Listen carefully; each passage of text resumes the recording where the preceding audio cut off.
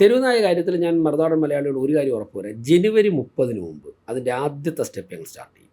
എന്താ പറയാൻ പറ്റത്തില്ല. ഇപ്പോൾ ജനുവരി 30 മുമ്പ് സ്റ്റാർട്ട് ചെയ്യും, ചർച്ചകൾ നടക്കുന്നില്ല. ഫസ്റ്റ് സ്റ്റെപ്പ് ഞങ്ങൾ ജനുവരി 30 സ്റ്റാർട്ട് ചെയ്യും. അതായത് തെരുവുനായുടെ ശല്യം ഒഴിവാകും. തെരുവുനായുടെ ശല്യം ഒഴിവാക്കും. സുപ്രീം കോടതി വിധി പാലിച്ചുകൊണ്ട് തെരുവുനായ ഇപ്പോൾ നമുക്കൊരു 8,500 മുതൽ ഒരു 9,000 തെരുവുനായ വരെയാണ് തിരുവനന്തപുരത്ത് ഉണ്ടെന്നാണ് ഏറെക്കുറെ ഒരു കണക്കുകൾ. അത് ഒരു ദിവസം കൊണ്ട് 2 ദിവസം കൊണ്ട് നമുക്ക് സാധിക്കില്ല. എത്രയും പെട്ടെന്ന് തന്നെ അതിൻ്റെ സ്റ്റെപ്പ് ആരും, കാരണം ഓരോ ദിവസം കഴിയുമ്പോൾ ഇത് പ്രസവിച്ചുകൊണ്ടിരിക്കുകയാണ്. അപ്പോൾ 1 മണിക്കൂർ വൈകുന്നത് പോലും ദീർഘകാലാടിസ്ഥാനത്ത് ദോഷമാണ്. അപ്പോൾ അതുകൊണ്ടാണ് ഞാൻ പറഞ്ഞത്, ഞങ്ങൾ ഡിസംബർ 26 ചുമതലയേറ്റു. ജനുവരി 30 മുമ്പ് ആദ്യത്തെ സ്റ്റെപ്പ് എന്തെങ്കിലും ഒരു കാൽവെപ്പ് ഞങ്ങൾ നടത്തി. ഇപ്പം ഞാൻ പറഞ്ഞു വന്ധീകരണം ഒരു വഴിയായിട്ട് പറയുന്നുണ്ട്.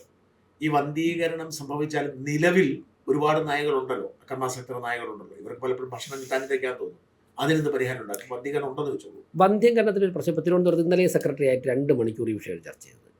സെക്രട്ടറി ആയിട്ട് ഉദ്യോഗസ്ഥരുമായിട്ടൊക്കെ തന്നെ നമുക്ക് 10-15 നായ്ക്കളെ മാത്രമാണ് തിരുവനന്തപുരത്ത് ഒരു ദിവസം വന്ധീകരിക്കാൻ സാധിക്കുന്നത്. പത്തര പറ്റുള്ളൂ. നമ്മൾ വണ്ടിത്തടം പേട്ട ഉള്ള സെൻറ്ററുകളിൽ 10-15 നായ്ക്കൾ, അതിലപ്പുറം സാധിക്കില്ല. ഇത് വന്ധ്യംകരിച്ചാൽ തന്നെ 6-7 ദിവസം ഇതിനെ കൂടിൽ അടച്ച് നോക്കണം.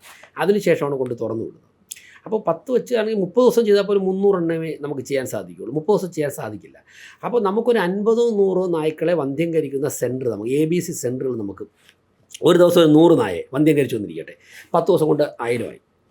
ഒരു 100 വർഷമായി കഴിഞ്ഞാൽ ഈ പ്രശ്നം അവസാനിച്ചു. അപ്പോൾ ആ രീതിയിലുള്ള ഡൈനാമിക് ആയിട്ടുള്ളൊരു ചേഞ്ച് വരുത്തുന്നതിലൂടെ, അതോടൊപ്പം തന്നെ വന്ധ്യംകരിച്ചതിനെ കൊണ്ടുവരാൻ ഷെൽട്ടർ വേണമല്ലോ. ആ ഷെൽട്ടർ ഒരു ഭാഗത്ത് നടക്കുമ്പോൾ തന്നെ മറുഭാഗത്ത് ഷെൽട്ടർ എവിടെ പാർപ്പിക്കും, ഈ ചർച്ചകൾ നടക്കുകയാണ്.